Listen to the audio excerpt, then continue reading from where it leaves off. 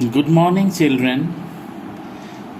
We are starting a new chapter today, that is surface chemistry. In this chapter, surface chemistry, the first topic we are going to discuss is adsorption. There are two basic terms, adsorption and absorption. Now, absorption, you people know, is the condition or the physical property in which a substance gets engulfed on the throughout surface of a substance.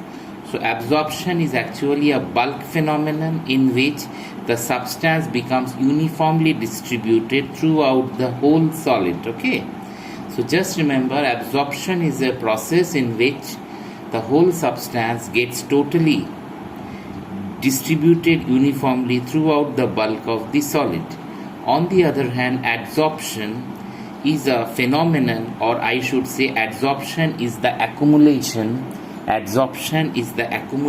of the molecular species at the surface rather than in the bulk of a solid or liquid. So adsorption is the accumulation of the molecular species at the surface rather than in the bulk of a solid or a liquid.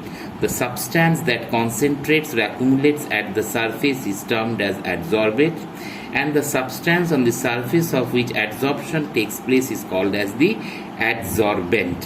So two important terms, very much clear. One important term is adsorbate, other is adsorbent. So what is adsorbate?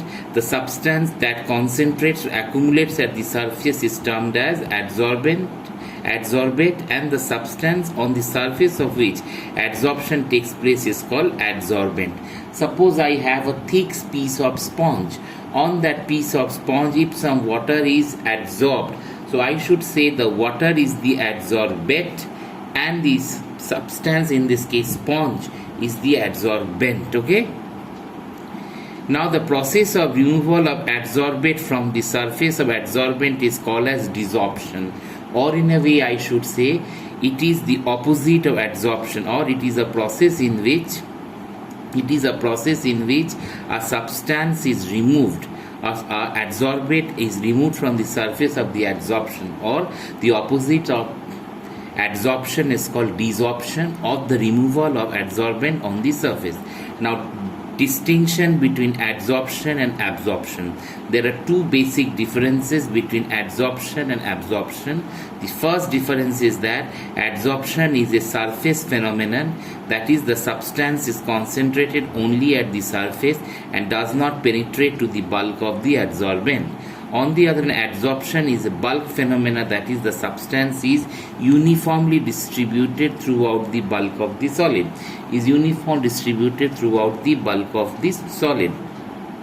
That is called as adsorption. So adsorption and adsorption, two basic differences there. Adsorption is actually a surface phenomena, but the absorption process takes place only at the surface. Now absorption is a process in which the whole process of engulfment takes place throughout the bulk of the substance, hence it is called a bulk phenomena, that is, a substance uniform distributed throughout the bulk of the solid. A common term, sorption, is used when absorption takes place simultaneously. So up till now we have come across five important terms. First is adsorption, which is a surface phenomena. Then we came about the term called absorption, which is a bulk phenomena. After that, we came across a substance called desorption, that is a process of removal of adsorbate from the surface of the adsorbent is called as desorption. Then we came across another term, that is a common term, which is called sorption, is used when absorption takes place simultaneously. When absorption takes place simultaneously, this is called as sorption. Now, mechanism of absorption. The surface particles of the adsorbent experience unbalanced or residual attractive forces. These forces of the adsorbent are responsible for attacking the adsorbate particles. Yes. Now for the mechanism of adsorption. The surface particles of the adsorbent experience unbalanced or residual attractive forces These forces of the adsorbent are responsible for attacking the adsorbed particles on its surface. So adsorption is always accompanied by the decrease in enthalpy, that is del H equals to negative, as well as decrease in entropy, that is del S is also negative for the system. However, adsorption is spontaneous only if del G equals to negative. Okay, so always remember that adsorption is a spontaneous process only when del G is negative. Now, types of adsorption. On the basis of interaction between adsorbate and adsorbent, adsorption is classified into two types. And these two types of classification are that physical adsorption or physiosorption, chemical adsorption or chemiosorption. Now, in case of physical adsorption, it takes place when the weak van der Waals forces are involved between the adsorbate and the adsorbent. When there is actually involvement of weak van der Waals forces between adsorbate and adsorbent, then it is called as physical adsorption or physiosorption. Now, when this same process takes place when chemical bonds are formed between the adsorbate and the adsorbent, these chemical bonds may be covalent or ionic in nature, and these type adsorptions can be compared as follows. So if I go into the details of the basic difference between adsorption and absorption, it is of these two types. What are the first point? First point is that physical adsorption or physiosorption is due to the van der Waals forces between the adsorbate and the adsorbent. Between the adsorbent and the adsorbate, there is a weak van der Waals forces, but in chemisorption, it is due to the chemical bond formation between adsorbate and adsorbent. So one is a physical bonding, other is a total chemical bonding. Now, it is not specific in nature, it is highly specific in nature. It is actually reaction specific. Here it is not reaction specific. Now, it is reversible in nature, it is irreversible in nature. Okay. Enthalpy of adsorption is low, enthalpy of adsorption is high. Here enthalpy adsorption is only 20 to 40 kilojoule per mole. Here enthalpy of adsorption is 80 to 240 kilojoule per mole. No appreciable activation energy is required. So no appreciable activation energy is required. In this case, high activation energy is required. It increases with increase in surface area. It too increases with the increase in surface area. It increases with the increase in surface area. Here it increases with the increase in surface area. Low temperature is favorable for adsorption as per Le Chatelier's principle. So always remember, a low temperature is favorable for the adsorption as per Le Chatelier's principle. Here high temperature is favorable for the adsorption as EA. Enthalpy of adsorption is available at very high temperature. It results into multi-molecular layers on adsorbent surface under high pressure. It results into unimolecular layer. So if I go into the details of the differences between physiosorption and that of chemisorption, the points comes like this, that physiosorption is a weak process in which weak van der Waals forces are involved between the adsorbate and the adsorbent. It is a chemical bond formation between the adsorbate and the adsorbent. It is not specific in nature, it is highly specific in nature. It is reversible in nature, it is irreversible in nature. Enthalpy of adsorption is low, enthalpy of adsorption is high.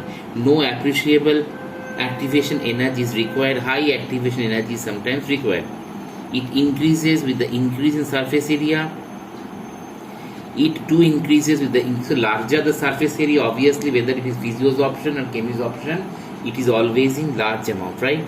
Now, low temperature is favorable for adsorption as per Le Chatelier's principle. Here high temperature is required. Next is it results into multi-molecular layer on the adsorbent surface under high pressure. It results into unimolecular layer. So these are the basic differences between physiosorption. After that, we are going to discuss about adsorption isotherm. What is adsorption isotherm? The variation in the extent of adsorption, that is amount of gas adsorbed by the adsorbent with pressure at constant temperature, is expressed by means of a relation curve known as adsorption isotherm. In 1909, it was Freundlich who gave the following relationship between the quantity of gas adsorbed by unit mass of a solid adsorbent and the pressure at a particular temperature, which is known as Freundlich adsorption isotherm, which is given by this formula: X by M equals to K P1 by M, where N is greater than 1. So I am repeating it once again. The variation of the extent of adsorption, that is amount of gas adsorbed by the adsorbent with pressure at constant temperature, is expressed by means of a relation or a curve known as adsorption isotherm. In 1909, it was Freundlich who gave the following relationship between the quantity of gas adsorbed by unit mass of a solid adsorbent and pressure at a particular temperature, which is known as Freundlich adsorption isotherm. According to this curve, what I know, X by M equals to K P1 by N, where N is greater than 1. Now where X is the mass of the gas adsorbed on the mass M of the adsorbent at a pressure of P, and K and N are the constant that depends on the nature of the adsorbent and the gas at a particular temperature. This is known as adsorption isotherm. Now adsorption from the solution phase. Now Freundlich's equation also describes the behavior of adsorption from the solution approximately by taking the concentration of the solution into account instead of the pressure, as follows, or the same thing we come over X by M equals to K C1 by N, where C is actually the concentration. So just remember that the Freundlich equation also describes the behavior of adsorption from the solution approximately by taking the concentration. Here in this we were taking the concentration of the pressure, okay, but here we are taking the same consideration in consideration with that of the concentration. Now we are going to discuss application of adsorption. What are the applications of adsorption? The first application, the phenomenon adsorption has a number of applications. Some of the important applications are production of high vacuum. Traces of air left in a container after evacuation by a vacuum pump can be adsorbed by the charcoal to produce a very high vacuum. That is, here it helps us in the production of a high vacuum. Gas masks. Now, activated charcoal, a mixture of adsorbent, is usually used in gas masks for breathing in coal mines because it absorbs poisonous gases that are present in coal mines. Just remember, in coal mines, two poisonous gases are most popular. One is methane and other is carbon monoxide. Carbon monoxide is deadly poisonous because inhalation of it causes death. On the other hand, methane is highly flammable. So when the miners are made to go inside the mine, they use gas mask because this actually has activated charcoal or a mixture of adsorbent. This activated charcoal actually absorbs this. As a result, the miners are being saved. Now, control of humidity. Silicon aluminum gel crystals are used to remove the moisture and control the humidity. Now, heterogeneous catalysis. Adsorption of reactants on the surface of the solid catalyst increases the rate of the reaction. So just remember, we know that catalyst is a chemical substance that actually enhances the reaction fast. So in this case, what we know, the adsorption of the reactants on the surface of the solid catalyst increases the rate of the reaction. Next application, we have separation of inert gas. See, inert gas have difference in degree of adsorption on charcoal.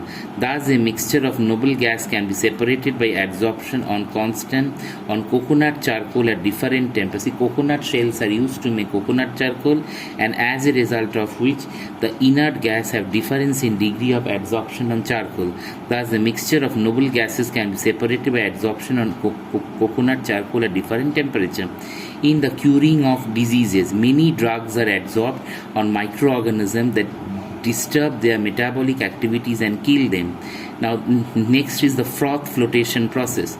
In this process, pine oil is preferentially adsorbed on the sulfide ore particles while impurities are weighted with water. Thus, the ore particles come with the froth and thus are separated from the impurities. So, in the froth flotation process, this is actually helpful because here we know in metallurgy, when you have to separate the ore from that of the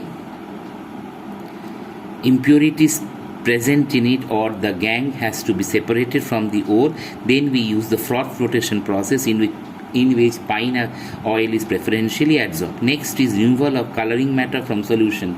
Animal charcoal is used to remove the coloring matter from solution. Next is chromatographic analysis. Now, chromatographic analysis is also based on the phenomena adsorption. In chromatographic analysis, when we have to separate these different components of color, then the process of adsorption comes into play.